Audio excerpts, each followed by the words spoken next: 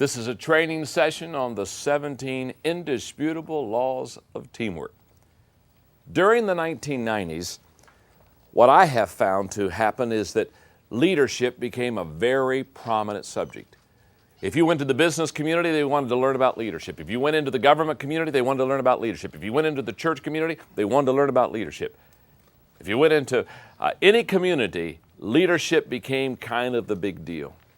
And in the 90s, I wrote several books on the subject of leadership. In 1993, I wrote a book called Developing the Leader Within You, helping people develop themselves as leaders. As a complementary book, the year later, I wrote a book called Developing the Leaders Around You, kind of helping a leader develop leaders around him or her.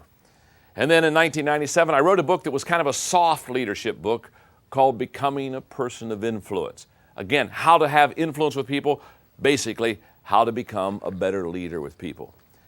In 1998, I wrote a book that has become very popular, The 21 Irrefutable Laws of Leadership. This has been used major in the business community, government community, the church community. And this was a book that helped people understand that there were certain laws that if they learned those laws, if they obeyed and followed those laws, they would become very effective as a leader.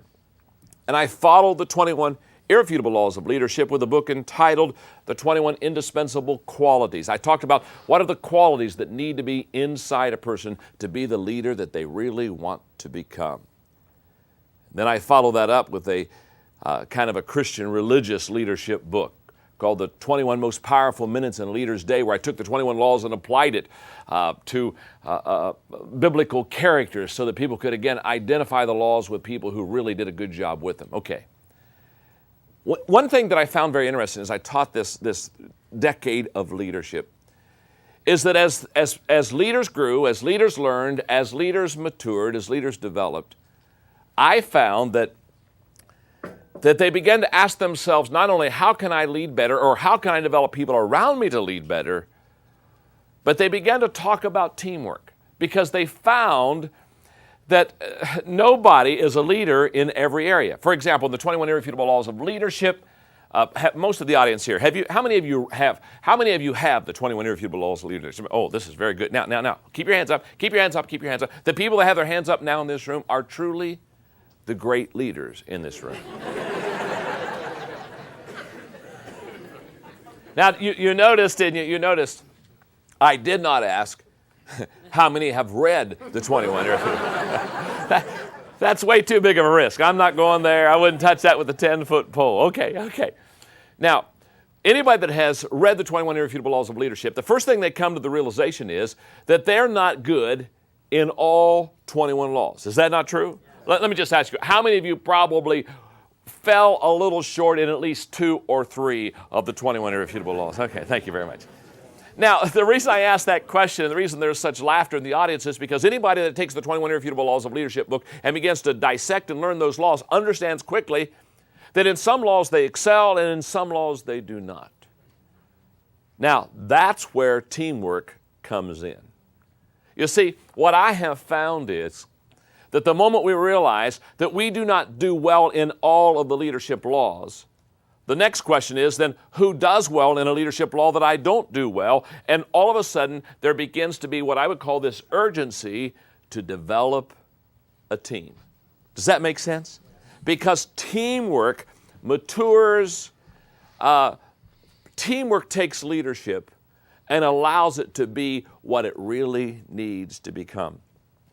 Now, this is going to show my age, but there was an old commercial, maybe 10 years ago on Bo Jackson, who played 2 sports. Remember, he played football and baseball, and it was kind of I think it was a Nike commercial, kind of a bow nose deal, and basically, how many of you remember the bow nose? Okay. Oh, well, most of you as old as I am. Okay. Well, you know the story of how supposedly it was kind of a tongue-in-cheek thing that Bo knows everything, and so Wayne Gretzky says Bo knows hockey, and obviously the obvious conclusion of the commercial was even Bo Jackson doesn't know everything. And the conclusion that any person that studies leadership will come up to, if they really understand leadership, is that it's obvious that you aren't a good leader in every area. Therefore, the need for teamwork. And that's what this training series is all about. Now, I need to do one more thing, and then we're going to teach the first law of teamwork. Here's what I need you to understand. If I were sitting where you are and I would be taking the notes that you're taking, I would be asking myself the question, what makes a teamwork law truly a law? I mean, why don't you say, John, this is a teamwork thought, or this is a teamwork principle, or this is a teamwork idea? Well, I use the same grid that I use for the 21 irrefutable laws of leadership for the 17 indisputable laws of teamwork. The very same grid, because I have to, as I teach teamwork to you, it's my desire to give you a solid foundation that you can literally lean on and go to the bank on and build your teamwork off of. So let's look at the qualifying tests to becoming teamwork laws. There are 4 of them. Number 1, they're not based on culture, gender, or age. Very simply stated, they're not limited to a gender, they're not limited to an age, they're not limited to a culture. In fact, we teach teamwork, we teach leadership internationally through our equipping organization, the Enjoy Group. And what I have found is the laws of leadership, they work in every country. The laws of teamwork, they're going to work in every country. Why? Because they're not limited. That's what makes it a law. Number 2, they relate and apply to all communities. They apply to the business community, they apply to the government community, they apply to the religious community, they apply to the academic community. In other words, these teamwork laws will work anywhere. As you view this video, and as you study teamwork, no matter what your situation, these laws will work in it. Number 3, they are recognized by other teammates as teamwork laws. In other words, very simply, we just sit down with players on teams and we ask them very, very pointedly, are these teamwork laws working? Is this truly a law? Is this something you can really go to the bank on? And finally, number 4, they stand the test of time.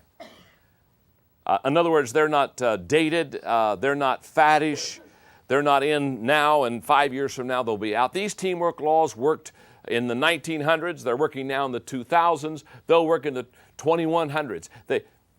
They are not limited to time. Let me make 4 observations about the laws that you're about to learn concerning teamwork. Number 1, these laws can be learned. You can learn these laws. The reason I know that is for many years now I've been training teams. For many years I've been developing team members. I could put a name behind every teamwork law that you're going to study. I promise you, you can learn these laws. Now, I want you to just look at your neighbor and I want you to say to him right now, even you can learn these laws.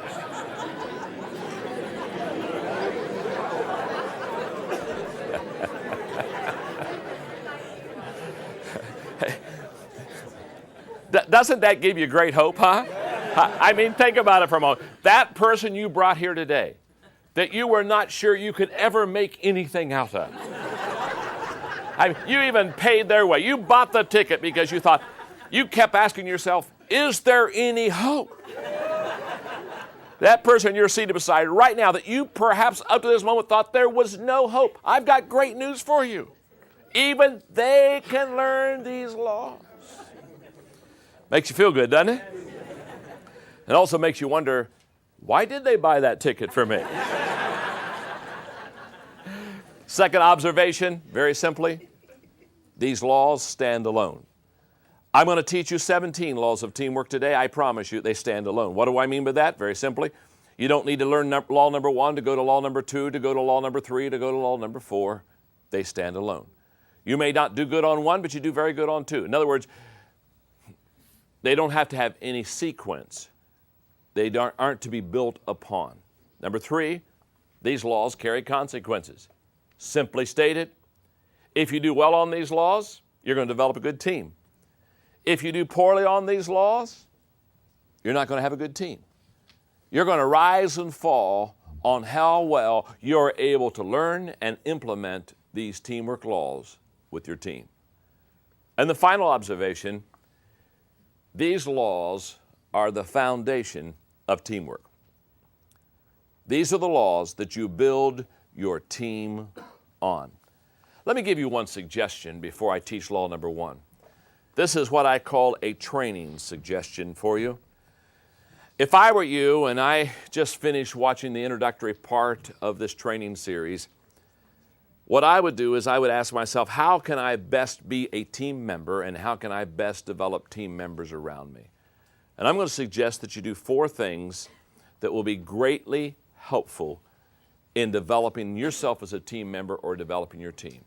Number 1, read the book, The 17 Indisputable Laws of Teamwork. Start there. Read the book. After you have read the 17 Indisputable Laws of Teamwork, the second thing I would encourage you to do is watch these training videos. And I would encourage you to watch with your team 1 video a week. Each law is going to be 15 to 20 minutes in length. Very simply stated, what I want you to do is every week sit down with your team, watch one of the laws. Now, number 3, reread the law that you just watched on the video. Let me explain. As you have now watched me teach it on video, go back to that law and you have probably 7 days before you go to the next video, the next law, the next training session. Take those 7 days and work that law in your life. Ask yourself questions like, how well do I implement this law of teamwork? Ask yourself the question, how well do the people around me implement this law of teamwork? In other words, give yourself 7 days to practice the law that you just watched. And then finally, number 4, apply this law not only to your life, but teach it to someone else. Now, you're watching the videos perhaps as a team. Maybe you have a business that you're in together or whatever. You're watching as a team. But what I want to encourage you is take this law and go to somebody who's never seen the law or heard the law and teach them what you're learning and practice what you're doing. Okay, I know you're ready. I'm ready. Let's go to law number 1 of the 17 indisputable laws of teamwork.